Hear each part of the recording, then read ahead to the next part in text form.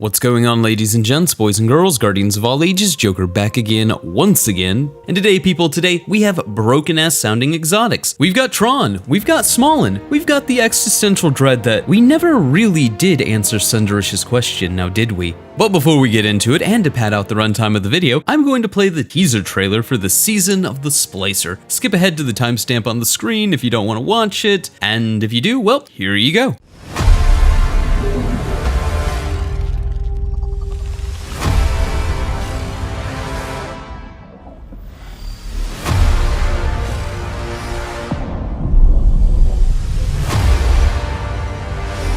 This morning, for the first time in humanity's long and storied history, the sun did not rise.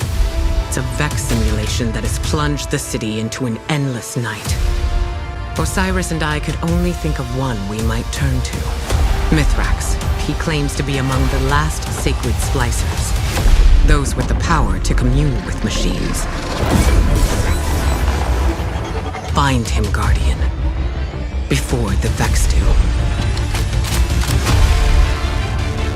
We must splice an entrance to the Vex network.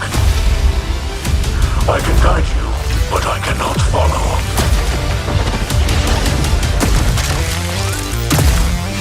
Once inside, you must find your own way.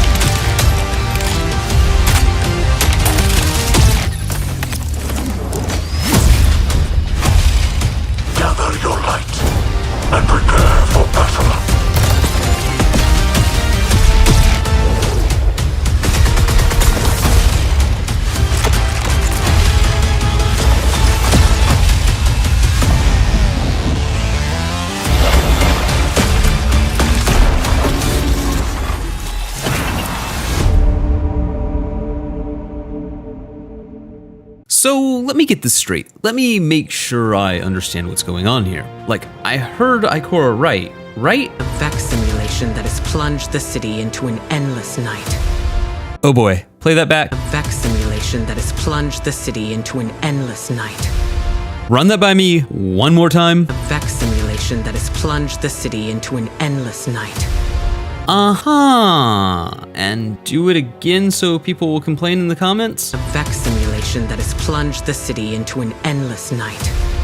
Ooh boy times 2. Also, if the sun is truly gone, then humanity has like a week left to live, maybe, and certainly not an entire season. Anyways, point being, if this played out as stated on the box, humanity would have a week, not an entire season. But okay, for the sake of argument, let's assume that the sun's gravity is still there, and that it's still radiating enough heat that the surface temperature of the Earth isn't below 0 on average by the week's end. Or that the Traveler pulled some wibbly-wobbly timey-wimey bullshit, and the city is heated, but we don't know how long that'll last. Because space magic. Let's assume that everything is continuing on like normal, and it's just now dark. Like, some Bungie employee read Scott Snyder's Nocturne and was like, bruh, this comic, it has a hot-ass hunter-looking chick fighting monsters in the apocalypse after the sun goes out. And then they had an epiphany and they were all like, bruh, we have hunters, we have the darkness, we could turn the sun off and fight monsters. And then proceeded to create an entire season around it. Tangential resemblance to a comic book aside, let's assume the sun functions exactly as it does now. We're just in perpetual night, and somehow life doesn't start dying off immediately. Life, finds a way. How the fuck did the Vex turn the sun off? A Vex simulation that has plunged the city into an endless night. Yeah, thanks, Ikora. That doesn't actually answer the question, as Vex simulations in the past have been limited to laboratory-like conditions. See Vault of Glass, Corridors of Time, the Infinite Forest, the Black Garden, not all of reality. Think, fanboys, think! If the Vex turned off the sun, all of humanity would be dead in a week or two. So if the Vex can simulate our sun being gone, and it's gone, then Destiny's universe is nothing more than a simulation. We're playing nothing more than a simulation about people in a simulation, probably while in a simulation. Jokes aside, and I am joking to clarify because there's probably someone in the comments writing some 8,200 word diatribe about, "But Joker, this is why you're wrong and this is why I think you're wrong," that I'll never read. The Destiny simulation thing isn't entirely new. In fact, it's kind of sort of old hat, like Destiny 1 Year 1 old hat to be precise. It was an idea that was introduced at the start of Destiny and then extrapolated on during House of Wolves, so good callback, Bungie? Now hopefully this whole simulation thing is nothing more than a bit of tricky teaser editing with little to no context, because if what the Vex are doing really is a simulation, by definition, a simulation is defined as the imitation of a situation or process. It means it's not real. So a simulation should not be affecting reality. Unless the narrative is that we've been in a simulation the entire time, which kind of sort of invalidates the entire narrative of Destiny, or the entire narrative of the season. Because if nothing is real, then it's not important. The darkness isn't there, Savathun isn't coming. Well, they are, it's just not real, it doesn't matter, humanity won't be destroyed because it's just a computer program, it's a simulation, it doesn't matter. Kind of like playing a video game. Like, yeah, we like playing video games, and hey, that video game could be our favorite thing in the world to do and talk about, but at the end of the day, it's a video game, it doesn't matter. However, we can sort of hypothetically extrapolate this and say, well, maybe there's a scenario in which, at some point, our Guardian was trapped in a simulation and is playing out this season.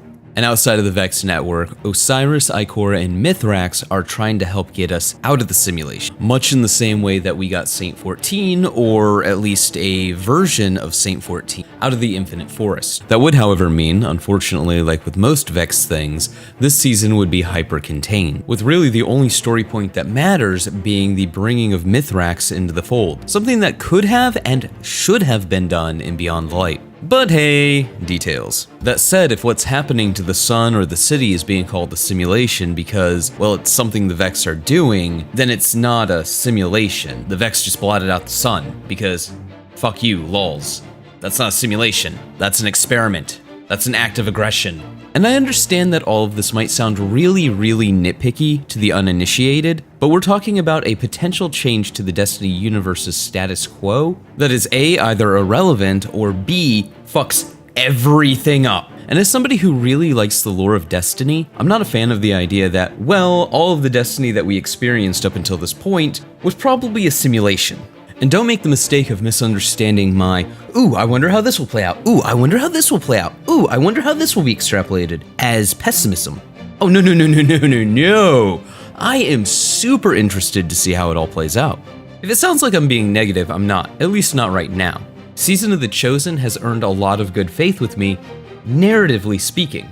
Don't get me wrong, there's still things to be disappointed about already when it comes to Season of the Splicer, but a lot of that is quality of life, not how the game plays, not the story being told. Here I'm just puzzling out all the questions that I want answered and having a bit of fun extrapolating everything. Questions about how the mechanics of everything works aside, I said at the beginning of Season of the Chosen, and reiterated again in my Savathun is the New Hunter Vanguard video, much like last year, it looks like this year is going to be gathering allies against the darkness. We have the Queen, we have some of the Nine, we now have some of the Cabal, and Mithrax under House Light. And as I outlined in my Savathun video, I would not be surprised in the least if Witch Queen was about Savathun becoming our ally and finding out she was Eva Levante the entire time. Yes, yes, yes. As for the restiny of the update, see what I did there? The new 6-player activity looks interesting. However, I was getting some really hardcore Infinite Forest 2.0 vibe with a Tron skin. Please no, no, no. The new 6-player activity's player retention will depend solely on the loot available. If it's amazing, people will be farming it for the rest of the year, much like they did with the Menagerie back in the day. If it's terrible, well, the activity will be forgotten by the end of the season. The intro to VOG was shown off and that was about it, which is good on Bungie. And speaking of things that Bungie is doing right with Vault of Glass, they've made it free for all players. The only complaint that I have is the opening of the Vault of Glass is relegated to its own space. Bungie could have put a portal to the Vault of Glass on Europa, on Nessus, on the moon. keeping the intro of the vault in a social space and allowing for that Vault of Glass experience where you have blueberries come up and try to help you open the door. It's a minor thing, but I think it's still something that needs to be commented on. However, the teaser was not the only information that we got. Going over to Bungie.net, we find 4 exotics outlined-ish, and the seasonal roadmap. There'll be over 30 new and reprised legendary weapons, 4 of which you can see here, and a bunch of which you can see on the screen now because they were released in the TWAB. I'm gonna have somewhat of a divisive opinion. I'm not too much of a fan of the Nightfall loot once again being more Destiny 1 content, but at the same time, I'm okay with all the Vault of Glass content being Destiny 1 content. I know somebody's gonna go, But Joker, that's hypocritical. is it though? When we ask for the Vault of Glass to be brought back, we want the Vault of Glass experience. I want the Vault of Glass loot, because that's part of the experience. When Bungie goes, here's a bunch of Nightfall weapons, and it's all Destiny 1 content, it's like, oh, okay. I mean, hung jury, that's cool. But like, okay. But moving right along, we have 3 exotic pieces of armor, and 1 new exotic sidearm. I'm not excited about a primary weapon that can freeze people at all. Doesn't matter how it works, I just don't like it. I'm not happy. I don't want more freezing in my Crucible, man. I don't care how many kills you gotta get. I don't care. If it happens once, I'm gonna just be like, fuck this game, fuck freezing, fuck stasis, fuck. I'm going to be real, I'm going to be honest, I'm going to be real honest. I don't like being slowed, I don't like being frozen, I don't like the fact that people can pause the game for you on a whim by pressing a button. I don't like stasis. It needs to go. But that's not the reality we live in, so here we are with a primary stasis weapon. Okay. But now we come to the 2 pieces of exotic armor I think are going to be nerfed into the ground before the end of the season, and 1 piece of Warlock armor that's pretty okay. Star Eater's Scales allows hunters to feast on orbs of power, charging their super more quickly and making it more potent.